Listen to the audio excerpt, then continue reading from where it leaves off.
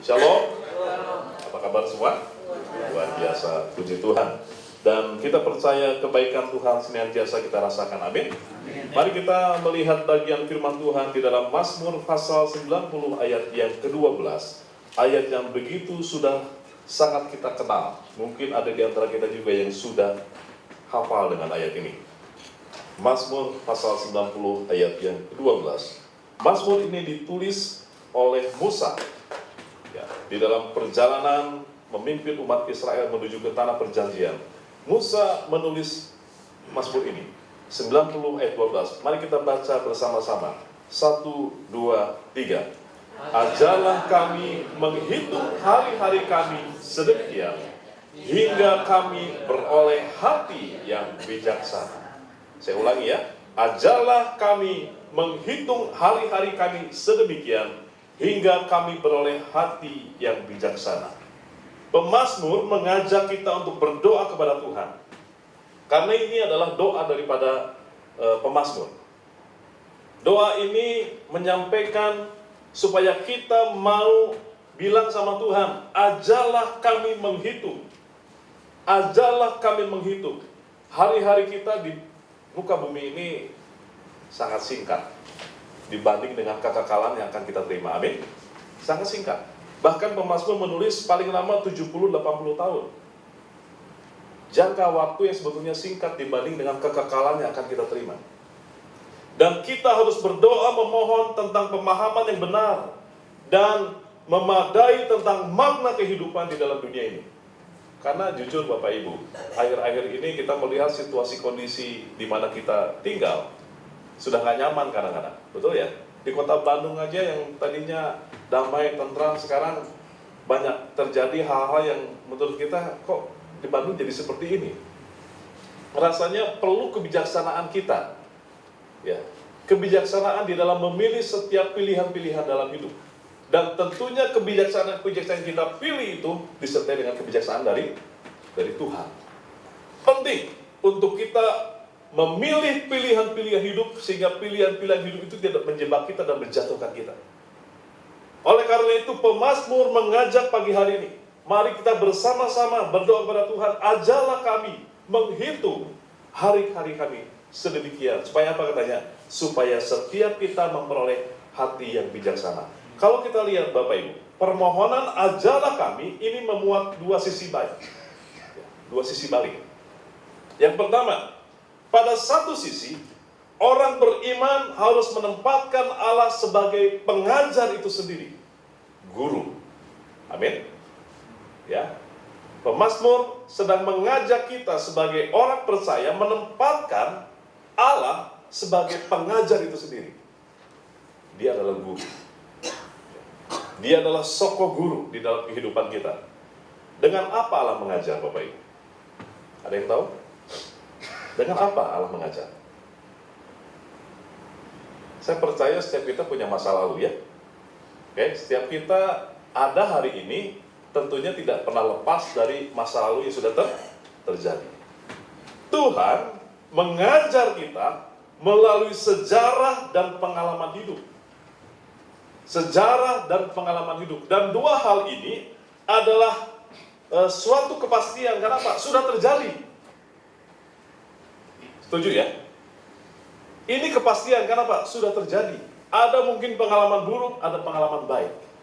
Dan Tuhan mengajar kita melalui sejarah dan pengalaman hidup. Untuk sejarah pengalaman hidup, tidak cukup dikenal, Bapak Ibu ya. Jangan hanya dikenang, kemudian kita diam. Jangan. Tapi biarlah setiap pelajaran-pelajaran hidup yang ada di belakang itu dijadikan apa? Diambil hikmahnya. Supaya kita bisa merefleksikan untuk langkah ke depan. Ada firman Tuhan, keledai binatang yang bodoh, dia tidak pernah jatuh ke lubang yang sama. Ini berbicara masalah orang punya pengalaman. Kalau kita punya pengalaman buruk di belakang, jangan diulang. Kalau kita mungkin misalnya, contoh misalnya Bapak Ibu ya, Bapak Ibu pernah mungkin mengalami yang namanya ditipu orang misalnya. Ya, itu harus jadi pelajaran. Pelajaran ke depan di dalam melakukan bisnis harus hati-hati. Jangan terlalu percaya kepada orang, karena apa? Bisa jadi kalau kita ya percaya bisa terjadi ditipu lagi seperti itu. Pengalaman itu penting, perlu kita pelajari dan diambil hikmahnya. Supaya apa? Kita tidak sampai jatuh di lubang yang sama seperti itu. Dan pengalaman sejarah disebut sebagai guru yang paling baik. Ya, ada istilah kan? Pengalaman itu guru yang paling baik. Karena itu memberikan pelajaran untuk kita tetap waspada. Ya. Saya dulu pernah mengalami yang namanya kepahitan. Ya saya jujur, kepahitan dengan orang tua saya. Saya mengalami kepahitan. Dan situasi itu tetap saya bawa setelah saya percaya kepada Tuhan Yesus. Kepahitan itu terus ada dalam hati saya, padahal saya sudah menerima Tuhan Yesus.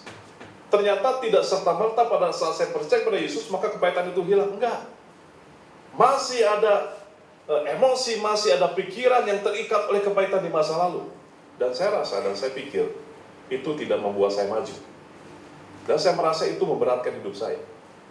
Dan pada akhirnya di satu waktu saya didoakan dan saya mencoba untuk mengampuni, melepaskan pengampunan kepada orang tua saya atas hal-hal yang buruk yang ada di belakang. Tapi Bapak Ibu, kalau kita berani mengakui itu di hadapan Tuhan, kita memproklamasikan diri bahwa saya mau melepaskan kepahitan karena kuasa darah Yesus. Untuk saat ini akan lebih mudah kalau kita menghadapi hal-hal yang tidak mengenakan untuk hati. Kita akan saya sudah pernah mengalami hal yang pahit dan tidak perlu saya untuk melakukan dan menyimpan kepahitan itu lagi. Kenapa? Itu merugikan. Itu adalah pengalaman yang baik bagi saya. Dan saya percaya setiap Bapak Ibu punya pengalaman-pengalaman dalam hidup. Dan saya percaya Bapak Ibu mungkin ada yang saat ini juga masih mengingat pengalaman-pengalaman itu. Jadikan itu sebagai guru yang perlu kita ambil hikmahnya untuk kita merefleksikan di dalam hari-hari yang akan kita jalani. Yang kedua, jika diperhatikan dengan seksama Bapak Ibu, melalui sejarah dan pengalaman hidup, melalui sejarah Allah di dalam dunia ini, Allah itu selalu menyatakan kehendak dan pimpinannya. Amin? Amin? Bapak Ibu baca Alkitab, ya.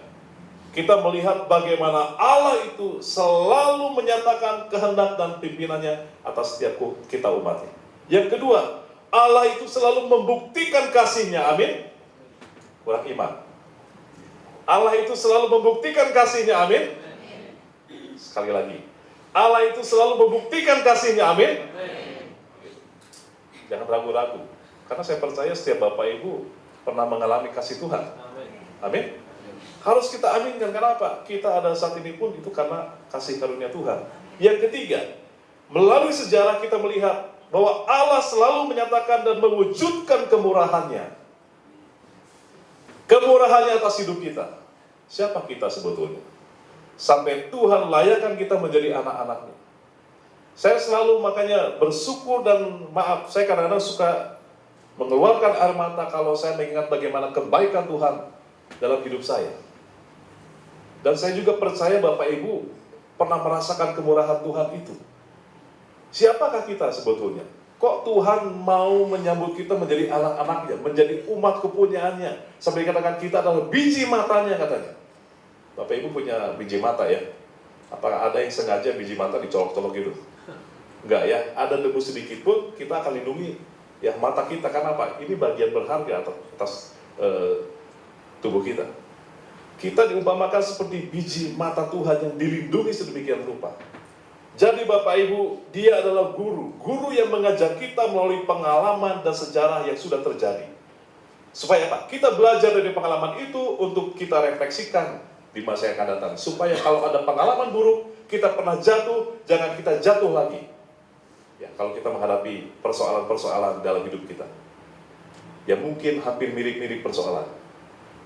Yang kedua, pada sisi yang kedua, tadi kita menempatkan Tuhan sebagai guru, ya, pengajar. Yang kedua, kita harus mengakui Allah memang sebagai guru.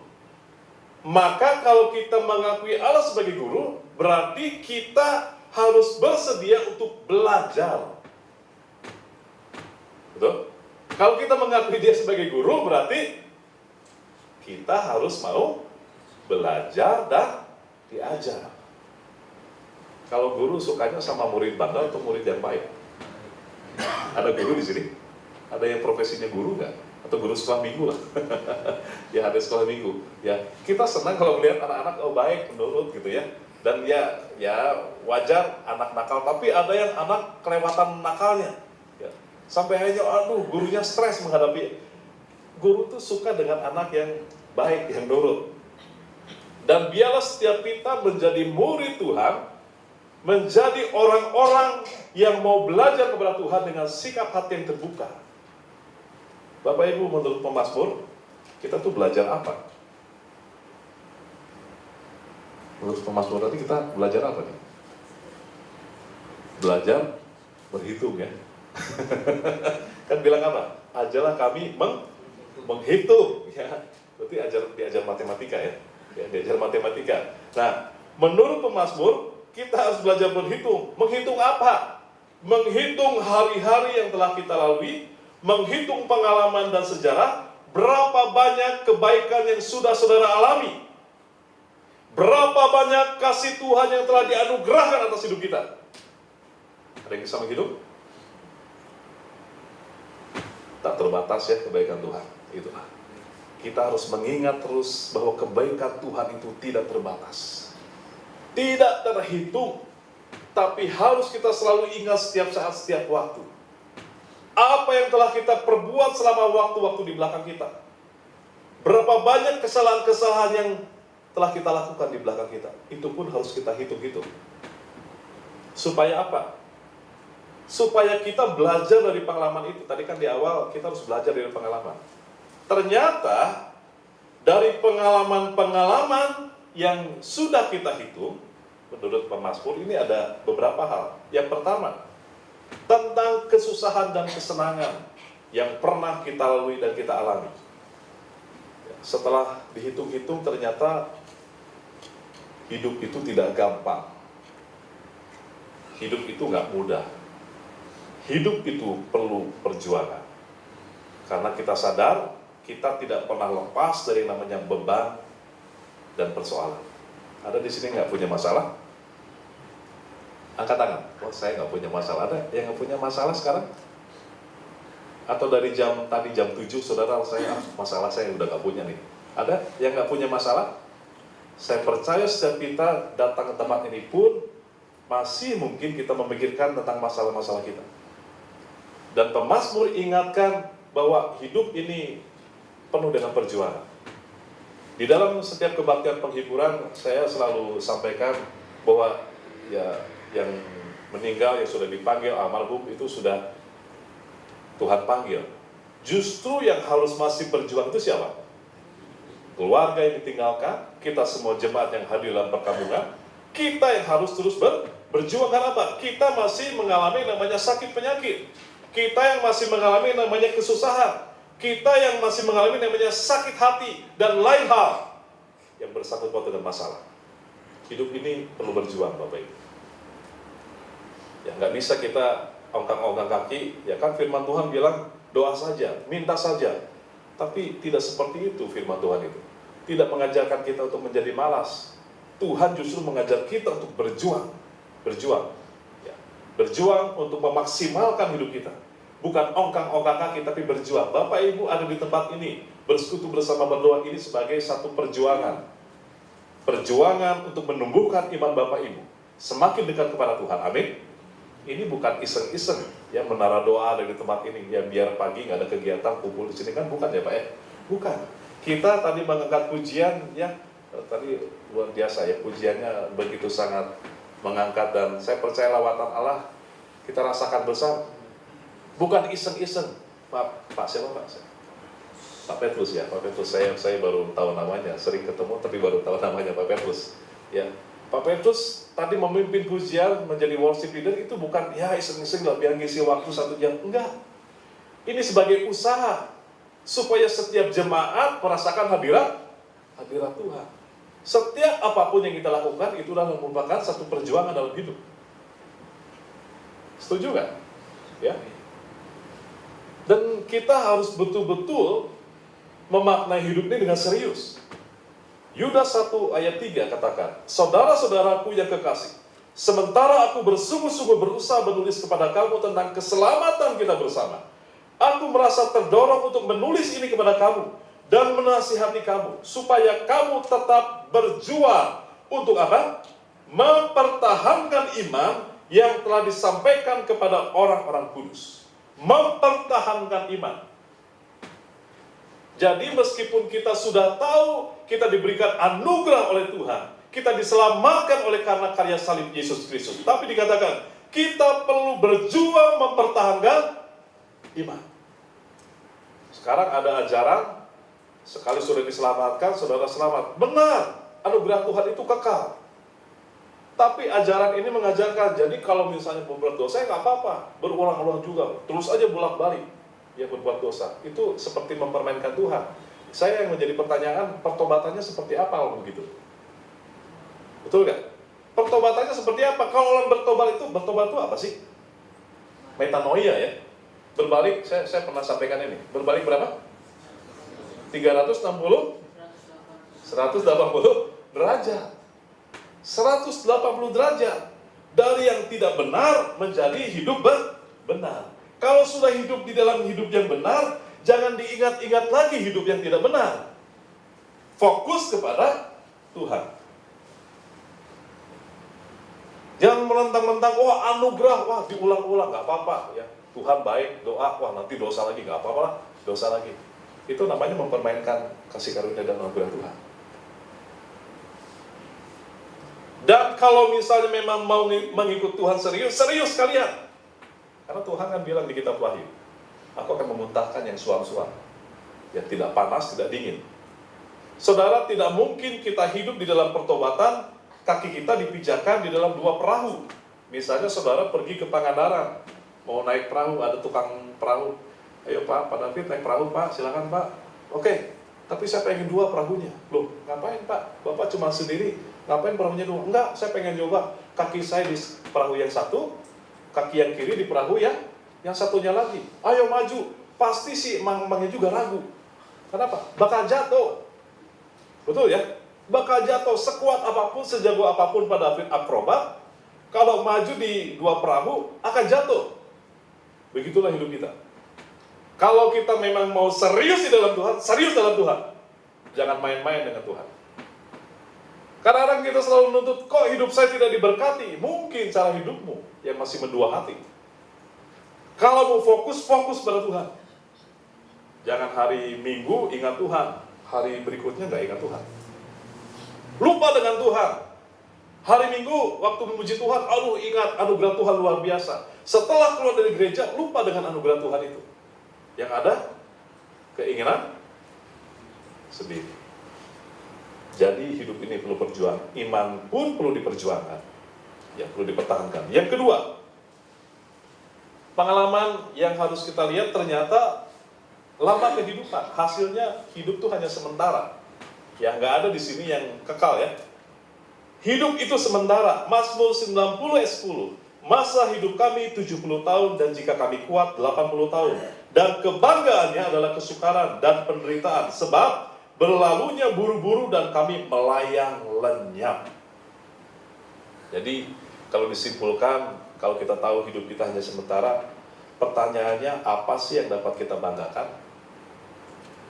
Apa Bapak Ibu yang bisa kita banggakan? Kekayaan, harta yang melimpah, kesombongan, nggak ada. Ya, manusia itu rapuh. Manusia itu rapuh. Dan tidak ada satupun yang kekal. Orang sekaya apapun, suatu saat akan mati. Sekaya, sebanyak uangnya, segimanapun lah misalnya, suatu saat akan mati. Gak bisa harta itu menjamin hidup, gak bisa. Dan Mazmur 90 ayat 5, 6 katakan, engkau menghanyutkan manusia, mereka seperti mimpi, seperti rumput yang bertumbuh, di waktu pagi berkembang dan bertumbuh, di waktu petang lisut dan layu. Itulah hidup manusia. Ya. Jangan ada yang sombong karena kegantengan, karena ya lama-lama jadi keriput juga. Ya, ada cowok ya yang maskulin gitu kan ya. Sekarang ada istilah apa? Cowok metroseksual ada itu ya. Wah, penampilannya tuh selalu ya dandy ya. Ada yang namanya blending nggak di sini? Ya, wangi, ya pedikur, manicure, bukan perempuan aja, ya krimbat segala macam, pokoknya bahkan alis pun dibentuk. Ya. Sekarang pria nyalon juga, ya bukan calon wali kota, maksudnya pergi ke salon juga, ya seperti itu. Apa yang bisa dipertahankan? Nggak bisa. Lama-lama rambut pun rontok. Mau dipertahankan dengan tonik yang mahal apapun, kalau memang rontok, rontok. Nggak ada yang bisa kita pertahankan. Memang pada waktunya, ya kita akhirnya rapuh seperti itu, karena itulah manusia. Nggak ada yang kekal, Bapak Ibu. Yang ketiga, kualitas kehidupan. Setelah dihitung-hitung, tidak ada yang sempurna di hadapan Tuhan. Mazmur 14 ayat 2-3. Tuhan memandang ke bawah dari surga kepada anak-anak manusia untuk melihat apa ada yang berakal budi dan yang mencari Allah. Mereka semua telah menyeleweng, semuanya telah bejat, tidak ada yang berbuat baik, seorang pun tidak. Jadi, Pak Mazmur menyimpulkan dari apa yang dia doakan, minta sama Tuhan untuk diberikan hati yang bijaksana. Dia menyimpulkan kesusahan dan kesenangan yang pernah kita lalui, kita alami. Setelah dihitung-hitung, hidup itu perlu perjuangan. Yang kedua, lama kehidupan.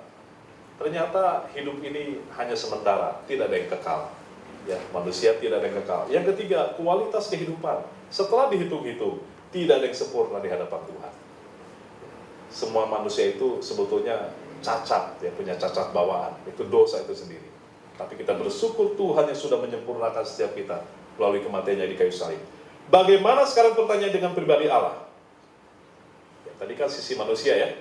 Sekarang bagaimana dengan Allah itu sendiri? Mazmur 103, 8-14. Bisa kita ambilkan? Mazmur 103, 8-14.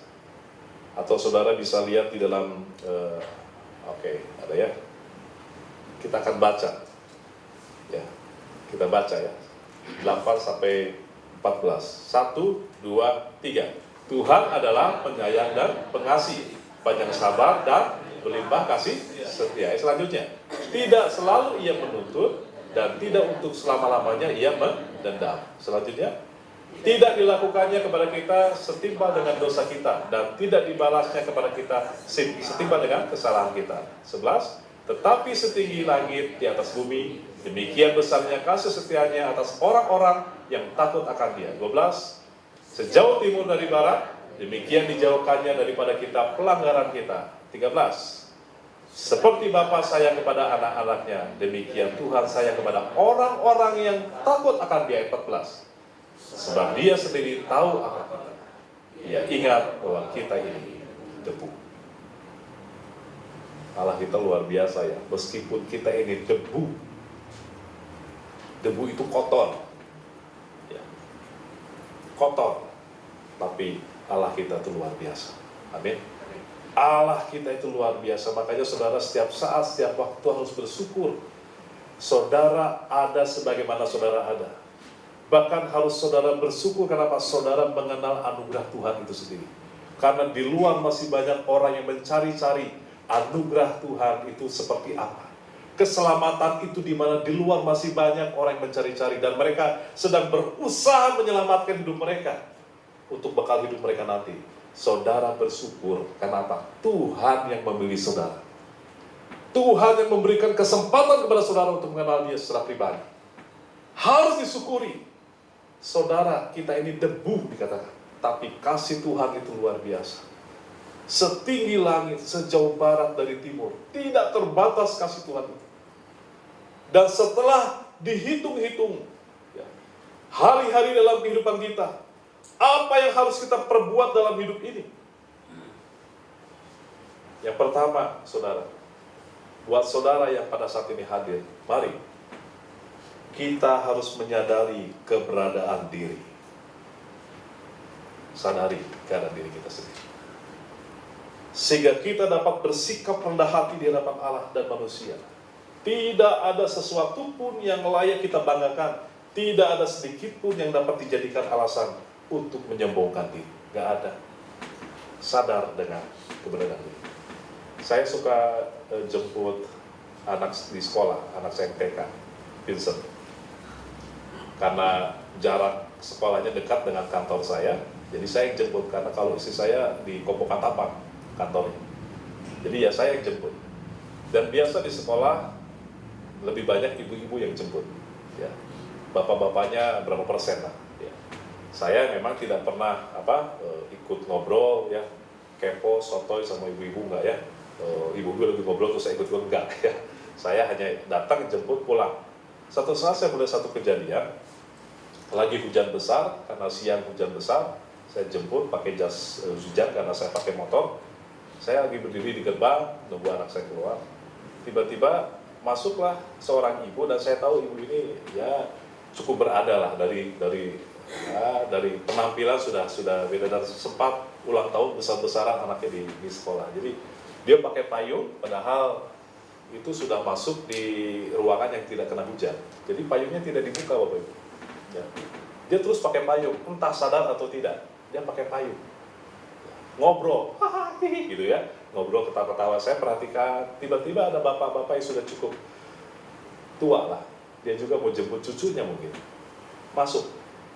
Tiba-tiba karena ngobrol, wah sambil ya, dia ekspresif ya, saya lihat orangnya, wah ngobrol payungnya sampai digini-gini.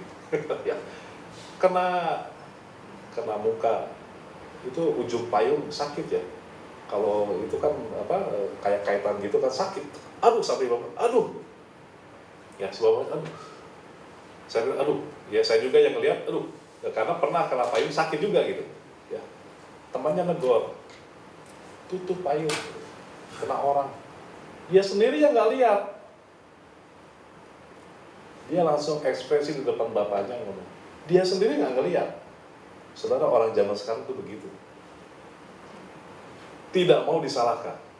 Padahal sudah tahu, dia yang salah. Ngapain di ruangannya sudah tertutup dan hujan, kok pakai payung? Itulah keadaan. Anak saya sekolah di sekolah Kristen. Dan saya percaya dia orang Kristen. Dia orang Kristen. Itulah keberadaan orang-orang percaya saat ini. Egosentris. Satu saat saya ada di parkiran motor di gereja di tempat saya melayani, karena di basement itu penuh dengan motor kalau pas bubaran. Saat itu saya memang bawa motor karena mau pelayanan ke daerah Ciparai. Waktu saya nunggu semua bubar ke parkiran, tiba-tiba Bapak Ibu ada anak muda, dia cepat-cepat bawa motor, kemudian dia di standar 2, dia lepaskan standarnya, kemudian dia dorong ke belakang, tiba-tiba dia nggak lihat ada ibu-ibu di belakang, kena knalpotnya, ya, tuh, aduh, sama, ya, kesakitan. Saya lihat ibu ini nggak ketawa, hahaha, makasih ya, nggak. Orang kalau sakit pasti aduh, ya, nggak ketawa-ketawa. Dia, aduh, berarti sakit kan? Kalau aduh berarti sakit. Saya yang ada di depan anak muda ini, saya ngelihat karena saya nunggu motor saya bisa keluar. Anak muda dia hanya melihat keluar. Begitulah orang Kristen saat ini. Banyak contoh di dalam setiap kita ada dalam lingkungan, contoh-contoh orang-orang Kristen yang katanya pergi ke gereja, tetapi untuk mengatakan maaf saja berat. Berarti sombong. Orang tanpa sadar itu sombong. Untuk mengatakan punten, maaf, itu sudah jadi kata yang mahal. Dan kadang-kadang sudah tahu salah, disalahkan malah nyolot ya. Kamu yang salah, begitu kan? Itulah keadaan dunia sekarang. Saudara jangan menjadi orang seperti itu. Saudara harus menjadi orang yang sadar dengan keberadaan diri. Sehingga kita menjadi orang-orang percaya, orang-orang Kristen yang betul-betul punya kerendahan hati. Tidak ada yang dapat dibanggakan dalam hidup ini. Selama kita hidup, mari kita tebar kebaikan. Karena kita adalah surat Kristus yang bisa dibaca oleh banyak orang. Sekali saudara salah dalam melakukan sikap dalam hidup, saudara akan dicap gak baik. Itu orang Kristen begitu dah. Betul? Ya, udah tahu kita disorot sebagai orang Kristen. Minoritas katanya. Kelakuannya tidak jadi berkat. Tambah-tambah, tuh orang Kristen. Tuh orang Kristen. Yang disalahkan tuh bukan orangnya, tapi tuh orang Kristen. Berat sebetulnya kita jadi orang Kristen, hidup di Indonesia khususnya. Tapi itulah keberadaan kita. Justru dengan keadaan seperti itu, kita harus sadar bahwa kita adalah surat Kristus yang bisa dibaca oleh setiap orang. Bersikap ramah pada setiap orang. Ya, kasih senyum, mahal nggak senyum? Enggak ya? Tapi jangan senyum-senyum sendiri ya nanti. Ya, pulang turun senyum-senyum, jangan.